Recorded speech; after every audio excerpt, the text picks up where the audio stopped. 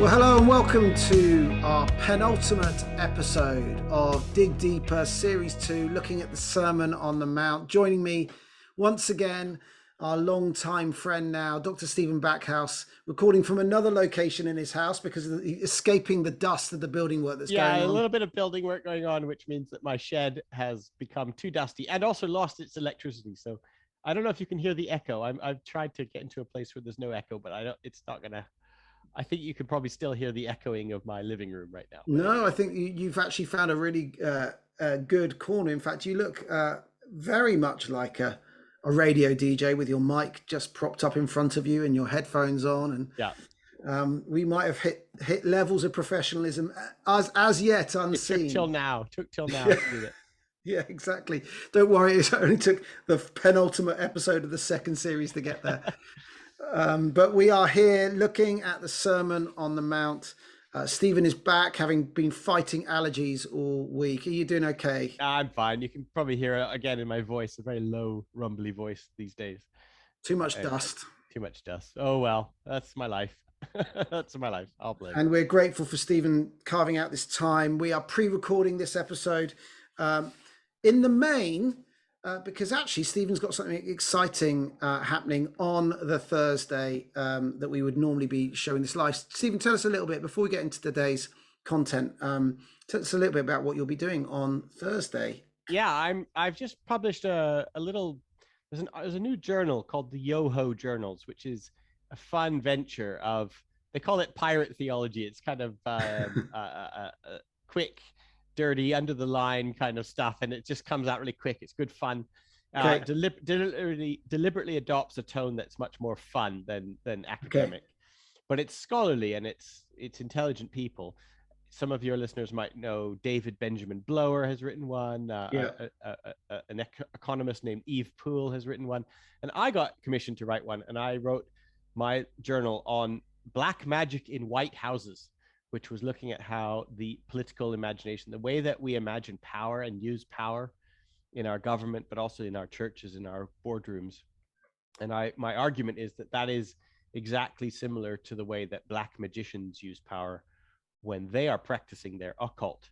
So I'm not arguing that our government and churches and businesses are run by black magicians, but what I'm saying is the common way that we use power is exactly similar to the way black magicians use power. And so I'm applying like a political theology, supernatural lens onto everyday life. And we called it Black Magic in White Houses. And I'm having, we're launching it on Thursday, and we're having a Zoom-posium. And the social psychologist Richard Beck, who's written a brilliant book called The Slavery to Death, which is all about powers and principalities.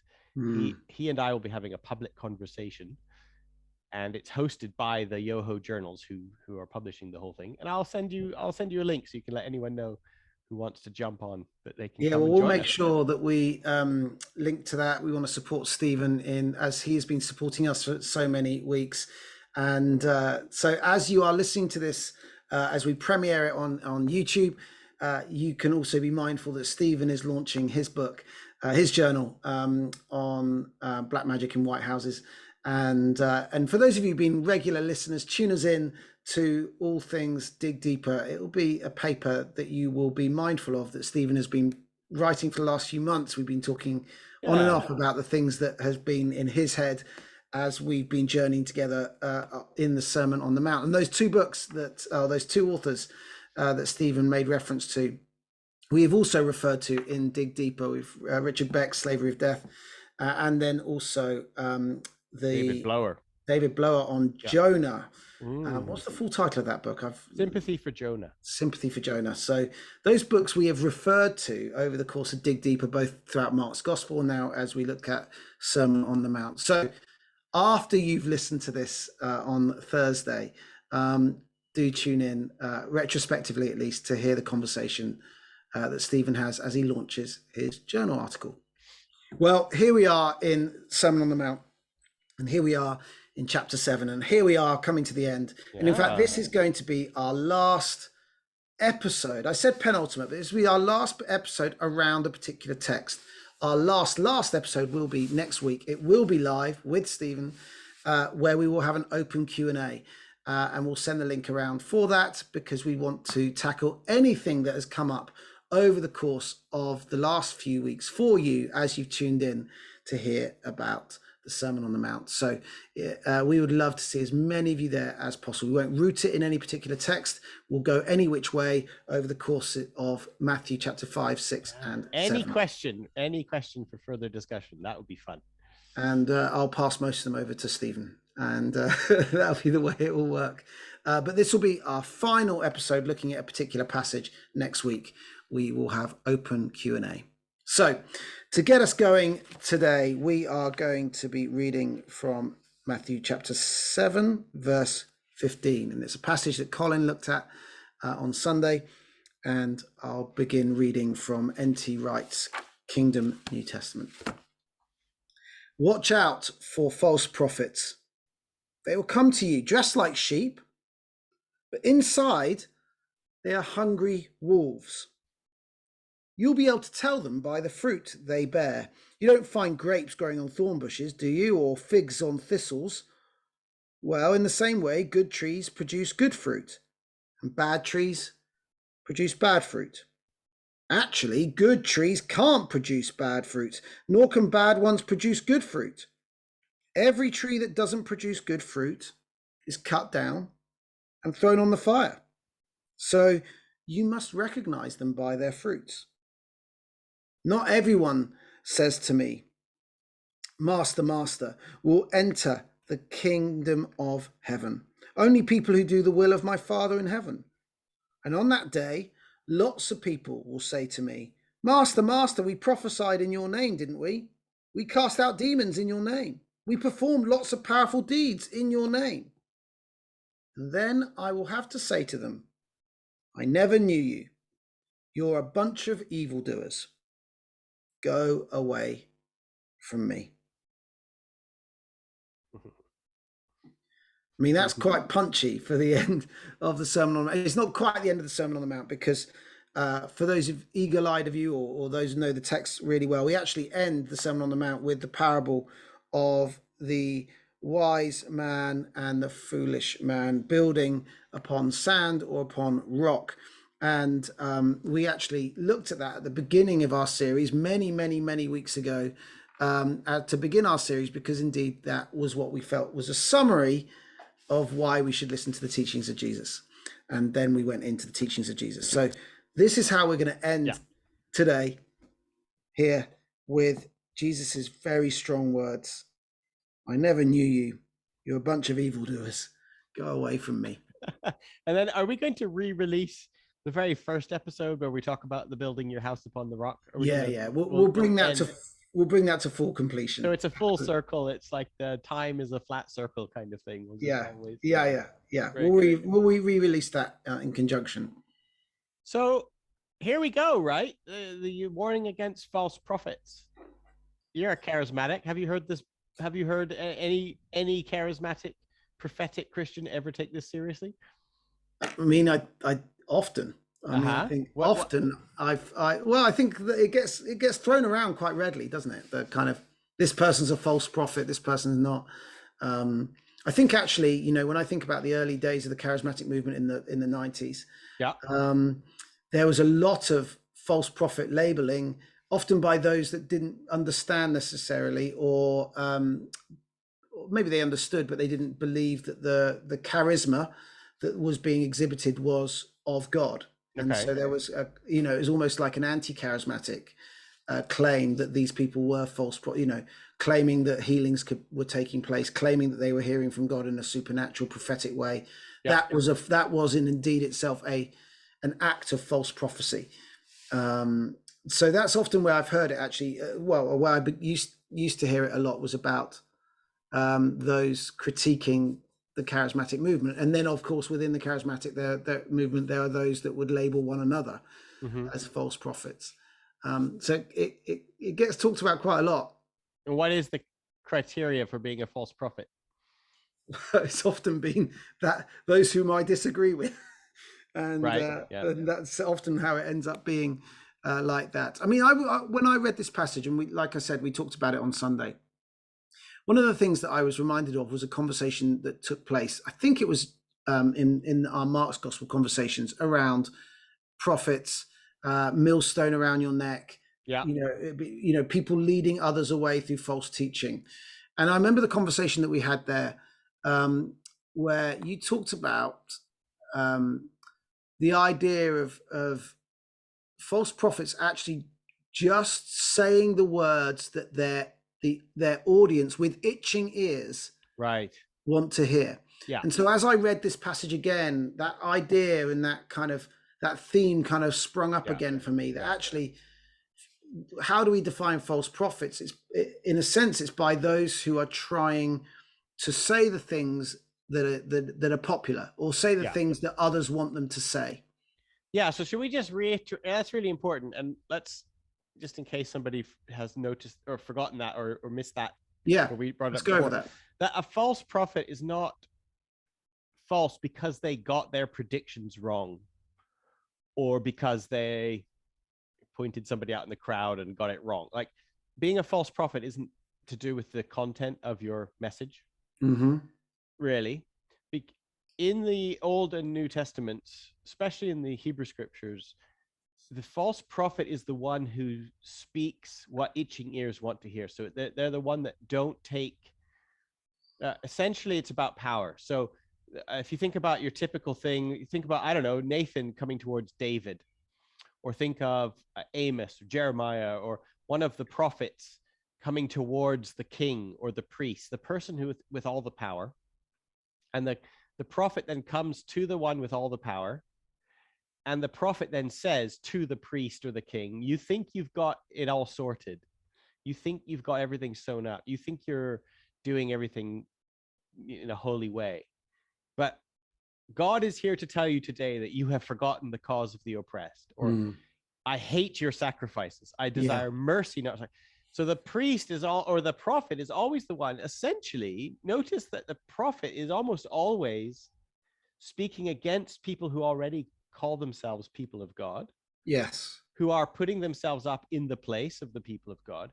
Now, that's not always true. Sometimes the prophet is going against like enemy generals and pagan kings and things. Yeah. But the prophet is always somebody bringing truth into places of power. Yeah. All right.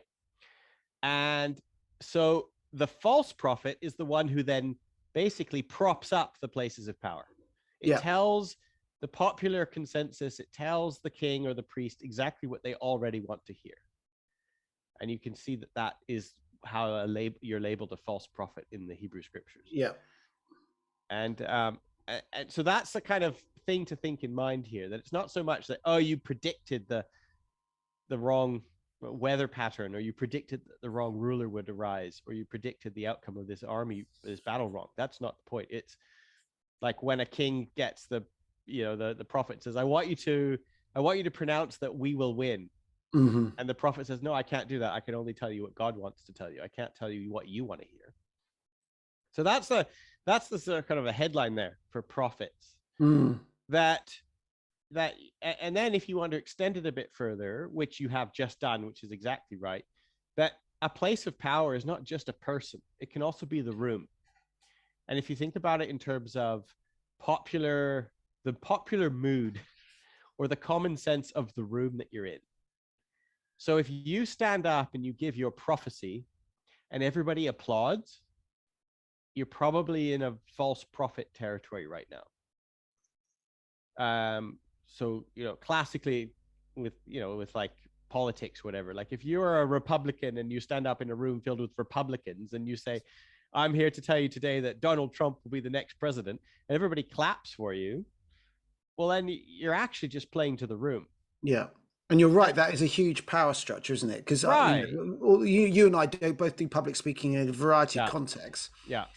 We feel the weight of when something is challenging. Yeah. When we've got something prepared and we know that this could go belly up. Yes. Yes. In terms of how it will be received. It does. What's interesting is it has an effect on our willingness to engage with truth. Yeah. Because however true it might be in black and white on our paper, as we deliver it, it's almost like we're wanting to cut corners off the truth to make it more palatable for the power because that is within the the crowd. room wants to hear that it's right. Yeah. So this is why I deliberately started with this idea of the Republicans. So it doesn't risk anything to stand up in a room full of Republicans and say the Republican candidate is going to win. Mm-hmm. But what if you were a left-wing Christian and you're in a room filled with left-wing Christians? And the left-wing Christians were all like totally convinced of their correctness. Yeah. And they were there and they're all speaking with one voice. And you stand up and you're the prophet and you say, I'm here to tell you today that your side might not win. That there are other people out there. There are other views, right? Like, and if you presented this fact that like the common consensus in the room is not the whole story. That's the challenge, right? That's basically what the prophet is always bringing to these groups. Like you think that you've got all the answers, but I'm here to tell you there's more than you just think. Like there are people out there who aren't left-wing Christians and you need to pay attention to them too, or something like that, right? Yeah. Yeah. And it actually doesn't. And I mean, this is why, by the way, you should always stay away from predicting presidents and kings and stuff. It's just ridiculous. But we get focused on the prediction aspect of it rather than on the, well, what room, what was the mood of the room? And were you bringing anything new to that room that they hadn't already heard yet, that they needed to hear? Like, and that's, I think, more where being a false prophet is, which is related now to our passage. Because if you remember, I always like reading the verse just before. Yeah. Because obviously the verse just before was, broad is the way that leads to destruction, but narrow is the way that leads to life. Right. And if you'll remember from last week or the last time we talked about this, it's kind of saying like, look around you. What are most people doing right now? Does that lead to life? Narrow is the way that leads to life. Like most people enthusiastically follow routes that lead to destruction. Yeah. Common sense leads to destruction all the time. Yeah. And then immediately following that little thing about narrow is the way that leads to life, Jesus says, beware of false prophets. Yeah. Beware of people who are just speaking to the room, who are pressing your buttons and making you feel good about yourself, who are gathering a large crowd of people together who are all going to shout in unison, right? Because wherever you find a whole bunch of people shouting one thing in like agreeing about something, you can be absolutely sure that there's something they're missing. They can be sure that wherever a group says we have the truth, like you always will find more that they've forgotten, something they've forgotten, or something they're missing out, or a person that they're forgetting about. They've forgotten the cause of the oppressed, or the lonely, the widow, and the orphan. That kind of thing. So the idea of being a false prophet is connected in the Sermon on the Mount with leading the broad way that leads to destruction. Yeah. Yeah. So he says, beware of false prophets who come to you garbed as sheep, but who are ravenous wolves. So there's this idea that like they look like they're part of the flock, but they're going to tear you up. And it could be that they are intentional. This is the other thing, is we like to think, don't we, that a false prophet is somebody who knows that they're false and they're intentionally trying to deceive you. Yes. To take your money or whatever. And that's what we think of when we see this. Yeah. There's an intent there. They come to you in sheep's clothing, but they're actually wolves. Yeah. There's not the intent here. If you look at this, these false prophets, they think they're true. They aren't con men, right? They are sheep, but Jesus is saying they think they're sheep as well. But watch out, they're actually going to destroy you. Yeah. Interesting. This is not about like people who intentionally are trying to deceive you. These are people who are fully committed to the cause and think that what they're doing is building up the sheep. Yeah. Yeah. And what they usually think they're doing by building up the sheep is getting more sheep into the fold. Yeah. Numbers. That is usually connected to popularity, or like we are creating spaces in which our numbers are growing ever more and more. More and more sheep are bleating in one voice. Yeah. Right? And he says, but look, you're going to know them by their fruits. Persons do not gather grapes from thorns or figs from thistles. So every good tree produces good fruits, but the diseased tree produces bad fruits. Now, Mm-hmm. again, a false prophet, and again, we got to stop saying the word false as if people know that they're false. Like, Yeah. Yeah. the really well-intentioned person who stands up in a crowd of people and gives their prophecy, and then everybody cheers for them and gives them a full-time job and a book deal. They don't think they're false prophets. No. And if you ask them, why aren't you a false prophet, they'd say, well, look at my book deal. Yeah. Look how many people come to my church. Yeah. Can't be false. Yeah. 1 million people don't lie. Yeah. Yeah. But Jesus says, broad is the way that leads to destruction. 1 million people can lie, actually. So does that mean that popularity by definition is therefore the litmus test for false prophethood? Well, it's super dangerous. Like, popularity is the thing that humans naturally assume if it's popular, it must be true and good. Yeah. And we think that the more popular a thing is, or the more people are in our mega church, or the more people are subscribing to our podcast, or the more people, right? Or the more people who come to the front after we give an altar call. Yeah. We think that numbers makes the ice that we're standing on thicker, right? Okay. We're like, oh, it must be the more people who are positively responding to this message, the more true, the more secure I think it is. And it's in fact the other way around. That popularity is thin ice. It's not thick. And that the more people who are responding to your message, that's the more there's danger. With Jesus' life, by the way, where he runs away from crowds and he flees from crowds. And John tells us he does not trust himself to the crowds because he knows what's in the heart of a man. His popularity is fickle. And it's there for its own reasons. People are flocking together in these big movements. You see this all the time with a lot of these revival movements and stuff, that they're really just more kind of in love with their own movement, because it's intoxicating to be in a room filled with people who are all shouting the same thing. Yeah. And they're kind of drunk on it. And it's self-perpetuating. And you're like, at those moments, that's when you're actually on the thinnest of ice. Yeah. And of course, the movement of Jesus ends, at least one side of the resurrection anyway, ends with Jesus being the most alone person on earth in that moment. Yeah, right. And then you watch this happen in the rest of the New Testament, that numbers, for instance, like when 5,000 are added to their number in one day in the book of Acts, for example, like these things actually lead to problems. It's not triumphalistic. So it is just a fact. Like, there are thousands of people who are connected, who are associated with the Jesus movement. Like, that's the fact. But they're not offering it as if it's proof of anything good about it. They're just saying, this is true. Now it's come with more problems. For example, we are now forgetting to feed the widows. So we need to hire a bunch of people to help us feed widows because we've grown too big, because our numbers have kind of taken over a bit.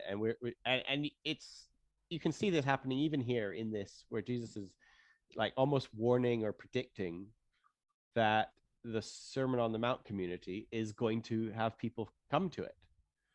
And they're going to have a character of their own, and they're going to want to be tempted to think that the people are there to be served with signs and wonders, with the kinds of activities that naturally attract more people. And we're going to call that fruit, right? So this is where this idea that the false prophet, let's like, watch out that you're actually paying attention to the real fruits, because you'd want to. The false prophet will say, look at all the fruits. The fruits are the people who are joining the church, or the fruits are the Lord. And then all the things. Look at the things that they do, right? Didn't we prophesy in your name? This is verse 22. We exorcised demons. Performed many acts of power. So we're shouting, Lord, Lord. We're doing all these things. These are, if you have a person in your church who is eloquently singing the name of the Lord, who is casting out demons, who is walking in power, who is raising the dead, who is prophesying, that person is not on the margins. that is a superstar pillar member of your community, right? Mm-hmm. Like, this isn't kind of watch out for that sort of weird person on the margins who's whispering heretical teaching. Yeah. This is pay attention to the main central pillars of your community. Like, Jesus is shining a light on those people right now. Mm. And he's not saying they are intentionally fooling you. He's not saying that. But he is saying they are false prophets based on their obedience to Jesus.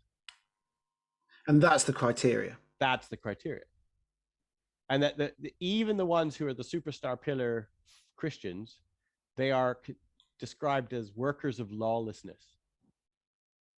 Ones who are not obeying the law. Which, of course, we've just finished reading 3 chapters of the law from Jesus' point of view. He's not talking about Leviticus. He's talking about the Sermon on the Mount. Yeah. By this stage. Yeah. And like the doing of it, I know evangelicals, I know we're all sort of addicted to thinking we're saved by grace and not works and that kind of stuff. But like at Scott McKnight, I know you like Scott McKnight. He says of this, he says, look, we are saved by faith, but we're judged by our works. And that you just got to deal with it. I know if you're an evangelical and you don't like the idea of works. Yeah. Jesus talks about works all the time, by the way. And this is how he judges people. He says, you are not actually doing the things that I've just said in the Sermon on the Mount. Yeah. I didn't tell you to raise the dead. I didn't tell you to prophesy in my name. I didn't tell you to worship loudly in my name.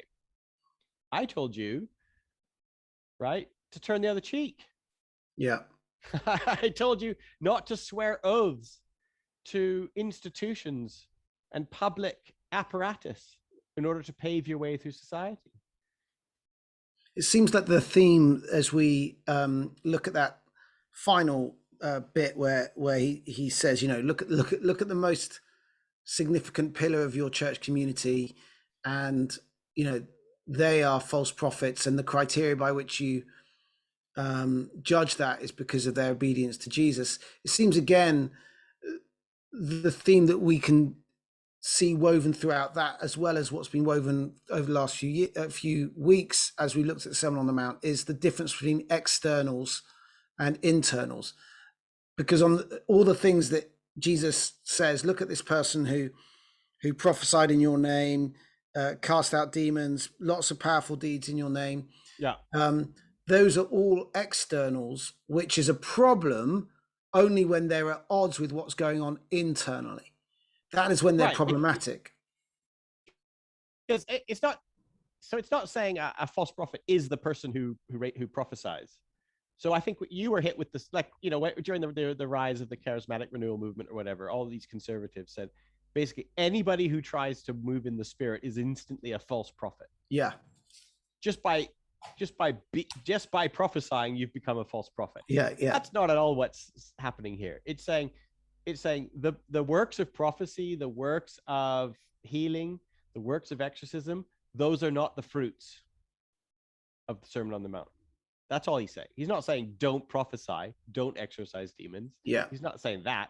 He's just saying, watch out. These pillars that we all look to, these heroes of the faith that you're going to be tempted to look at, discern correctly what the fruits are here. You're not looking at the right thing if those are the things you're looking at. And that doesn't mean that exorcising demons and healing the sick is bad. Obviously not. No. And that would be ridiculous. Jesus doesn't say don't do that. No, in fact, he says do that. Do it. But that's not the fruits. The fruits in the Sermon on the Mount are doing God's will. And God's will is Jesus's words. Yeah. In the Sermon on the Mount. Right? So very simply, Christian leaders or public Christian figures who do not do the sermon are false prophets.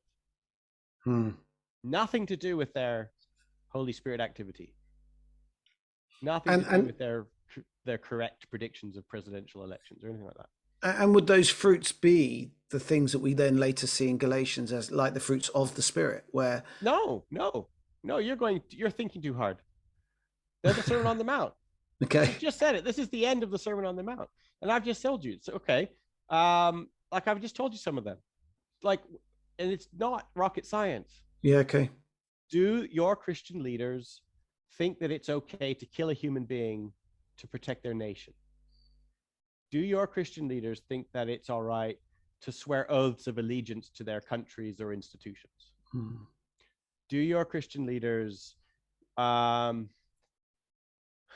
don't know, indulge in Well, there's anger and murder for a start. anxiety? Yeah. Do they call people fools? Do they dismiss other human beings as irrelevant to their lives? Do they live a life of anxiety about money? Do they despise money? Jesus says you can only love God. You must love God and despise money, he says. Do not be anxious about anything. Like, these are the fruits. Wow. These are the fruits. It's the Sermon on the Mount. Wow. Yeah. And by that criteria, it's not hard for me to point out almost all of our celebrity Christians are actually false prophets. Oh, well, and not just them, but, you know, me personally, I find that challenging. You know? Yeah, of course. So again, but remember, like, this is the kind of leadership aspect. This is kind of, these are the people who you're looking to. These are the people who are setting themselves up as leaders as well in some ways. And elsewhere, Jesus says, don't be so quick to become a teacher of others. Don't be so quick to take leadership. Because the measure that is applied against you is going to be higher. Like, you're more is demanded of you. And yeah, that's just the same sort of thing happening here. Yeah. He doesn't talk about what to do with the false prophets, by the way.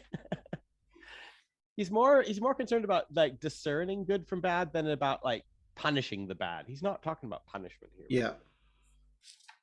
He sends them away from him, but we don't really know what he does. There's no clue here as to what, like, I'm supposed to do in the presence of a false prophet. Except to just recognize that they're false prophets. Yeah. So then you have this word evildoers. I don't know what it's translated in. Well, they're workers of, they're lawless people. It's connected to the law, works of lawlessness or lawless people. David Bentley Hart here calls them workers of lawlessness.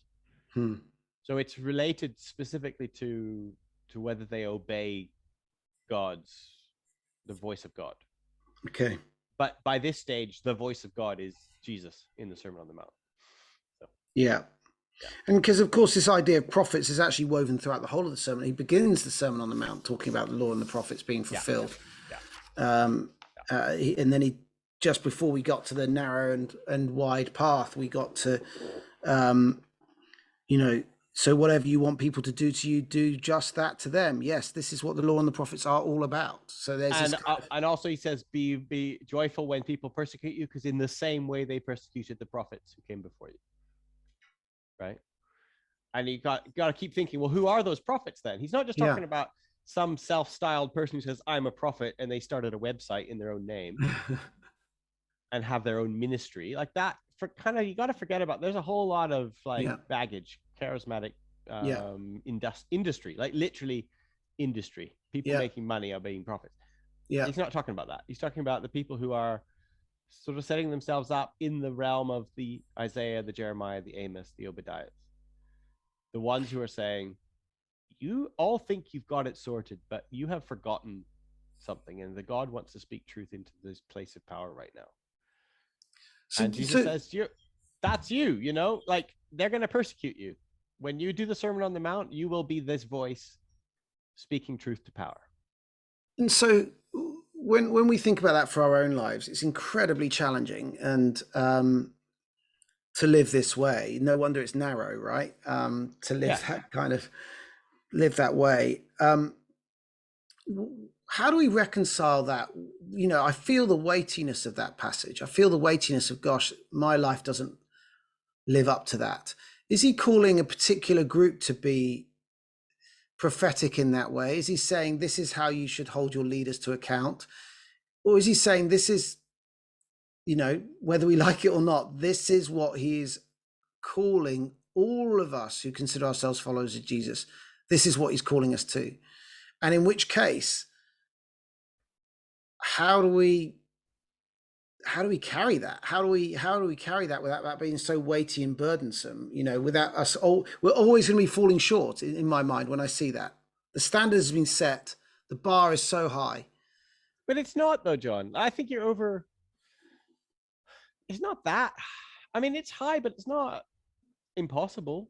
So you're part of this world that says, "Oh, the Sermon on the Mount is an impossible ideal," but it's not. Okay. None of this is impossible. Certainly, none of it is impossible if you actually are part of a group of people who are all helping each other do it. Yeah. And certainly, if you realize that your salvation is not your how do I say this? Because all these words are so baggage. When I say the word salvation, I don't mean when you die you go to heaven.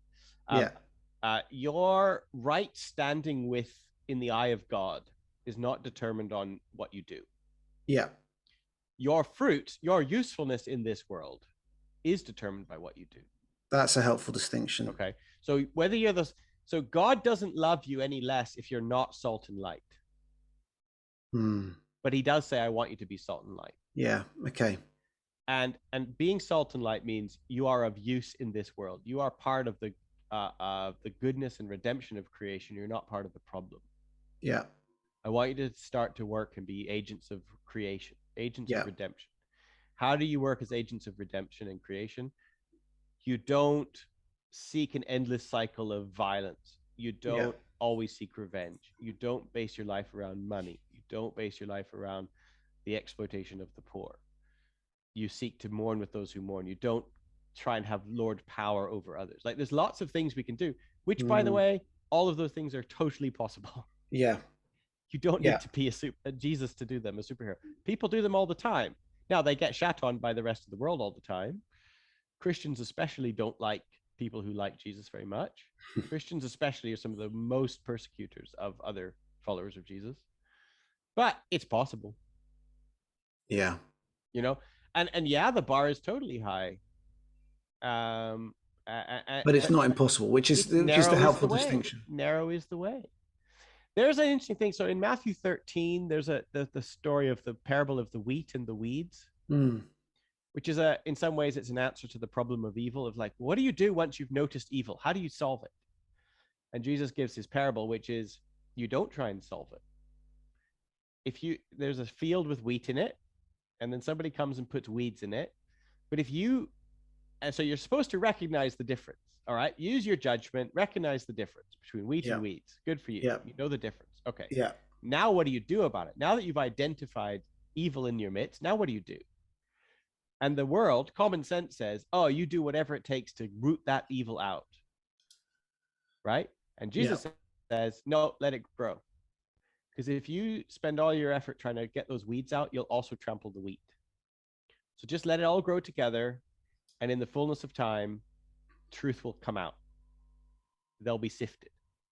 And I wonder whether there's something here about these false prophets as well. It's because it's like, know the difference. Know when you're in the presence of a false prophet.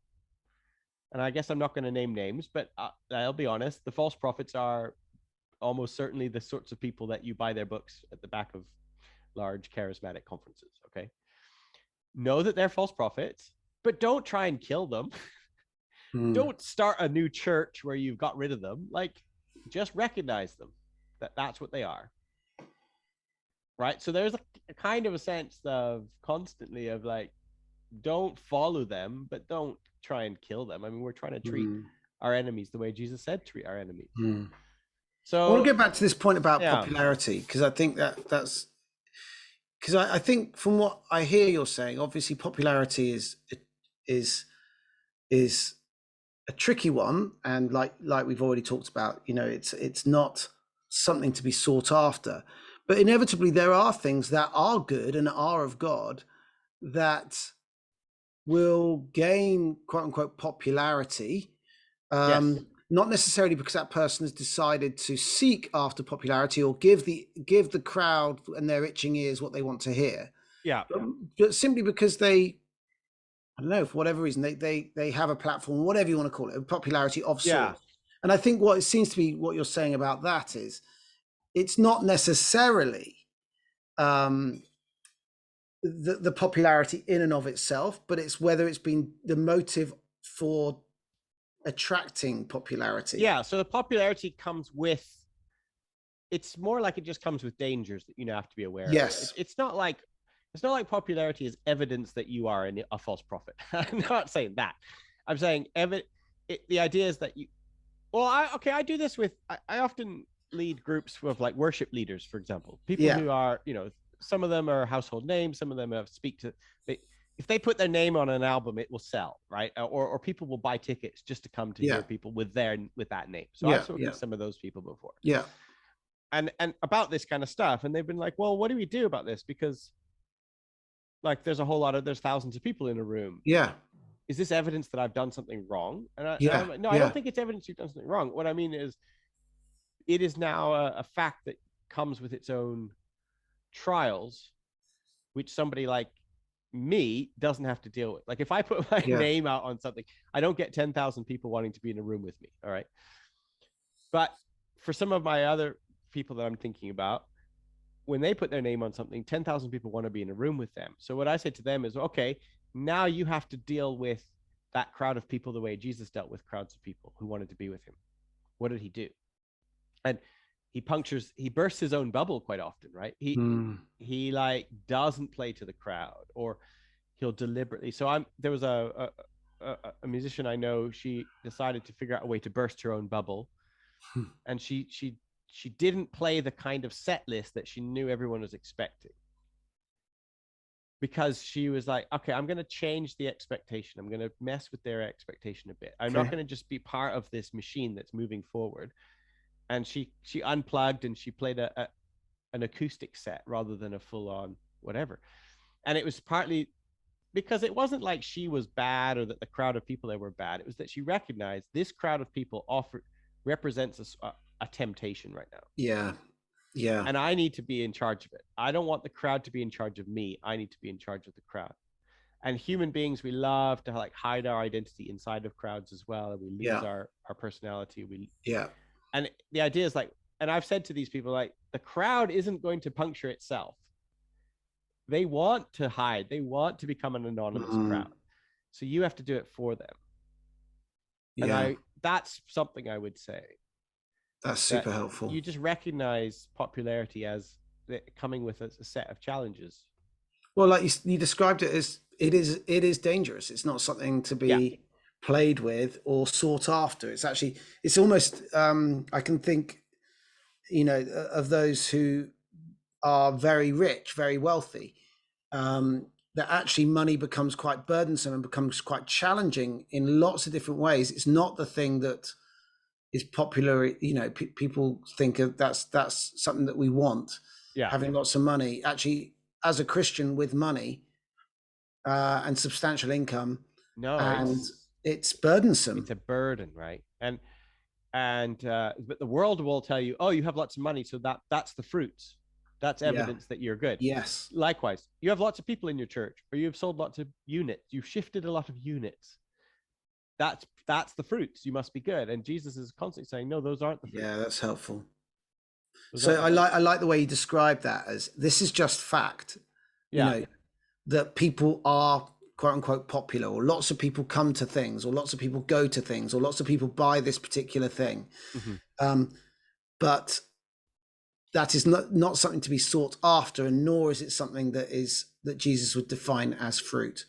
In the same way that, as the passage ends, nor the demonstrably kind of ministry actions of delivering evil, powerful deeds, prophesying in his name, those things equally are not something to be sought after in their own right.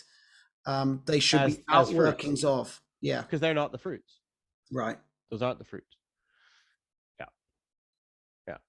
Because anyway, and if you think of the natural outworking of that the kinds of people that flock to a church movement which is all about the signs and the wonders and stuff is one that is based on growing numbers. It's this idea of this kind of revival idea of like filling the tent or filling the building or creating this mega mass movement. And you're right away into this idea that numbers are the fruit.